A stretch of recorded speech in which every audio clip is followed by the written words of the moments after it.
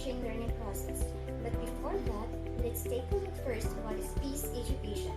When we hear the word peace, we define it as the absence of war or violence.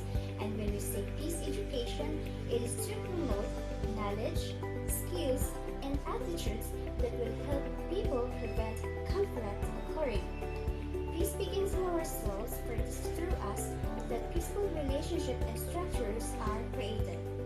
Peace education can be delivered to people of all ages, and so our young people in particular need new perspective, skills, and value orientation that will enable them to build relationships and structures that lead to human well-being.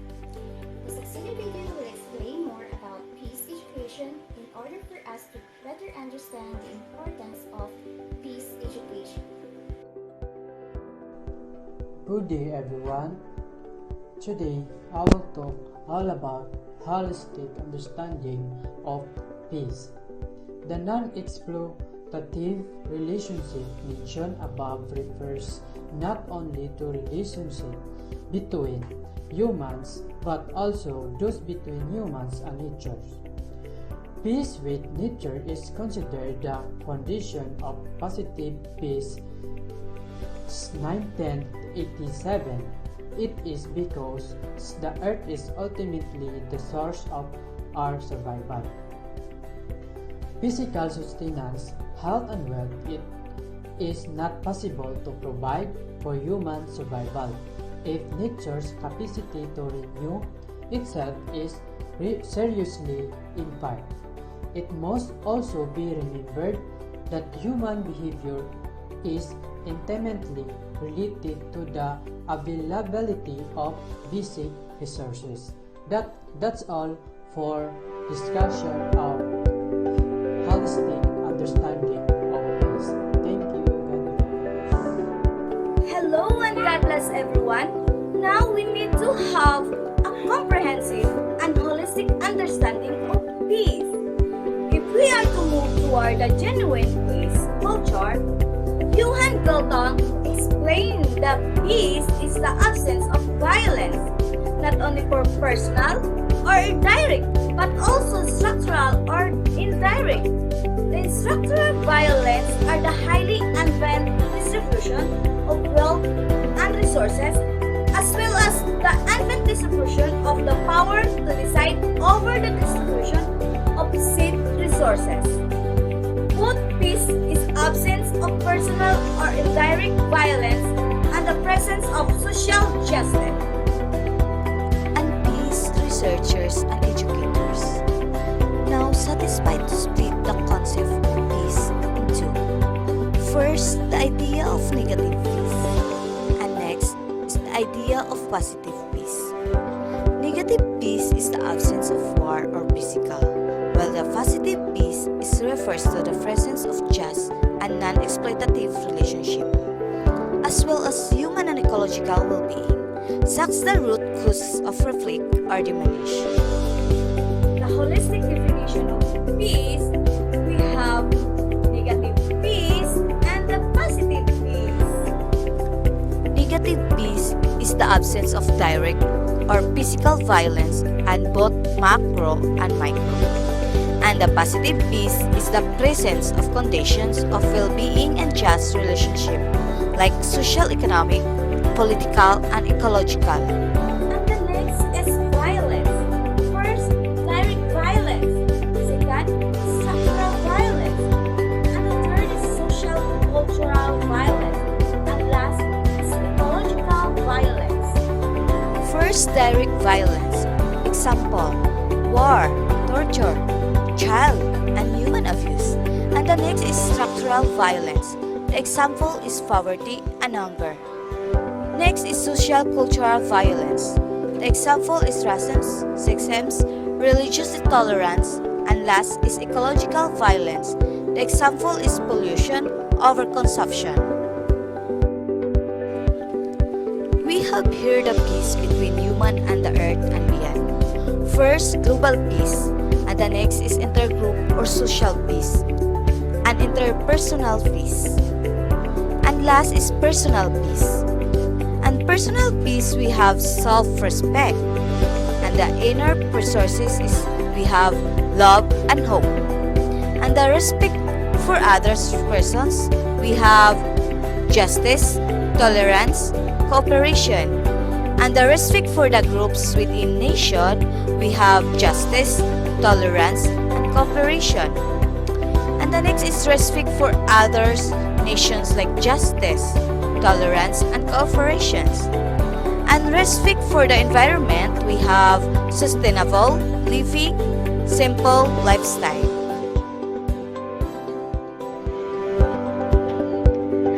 God bless everyone. Today I'm going to discuss about the types of violence. What is violence? Violence, it is an act of physical force that causes or is intended to cause harm. And according to Peter Reardon, she defines violence as humanly inflicted harm. It is also a result of an equal distribution of resources or socio-cultural problem or environmental.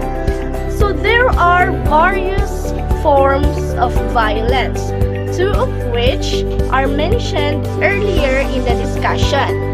The first one is physical or direct violence.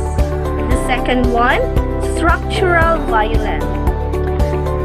So now, I will show you the other forms of violence described in the conceptual map of violence that was done by Tu Shui Hin and Virginia Kawagas. It is a typology that indicates the various types and forms of violence and some examples or illustration of each type in the personal, interpersonal, social, and global level. Okay, let's start with direct or physical violence. As shown in the chart, types of violence were categorized. From personal, example of it is suicide and drug abuse. And the interpersonal or community. Okay, so from personal, example of it is suicide and drug abuse. So it's so common to us. The next one is interpersonal or community. Example of it is domestic violence like sexual abuse. Then the next one is violent crimes like for example murder, manslaughter, assault, and rape. The next one is national. Example of it is civil war. Then violent crimes and human rights. Then the next one is global. Example of it is conventional war like World War I and the nuclear war and human rights abuse. The next types. The next one is structural or economic political. From personal, example of it is powerlessness. Then for the interpersonal or community, example of it is local inequalities, poverty, and hunger. And for the national, example of it is national inequalities, poverty, and hunger. And for the global inequalities, poverty, and hunger. So let's proceed to the socio-cultural or psychological.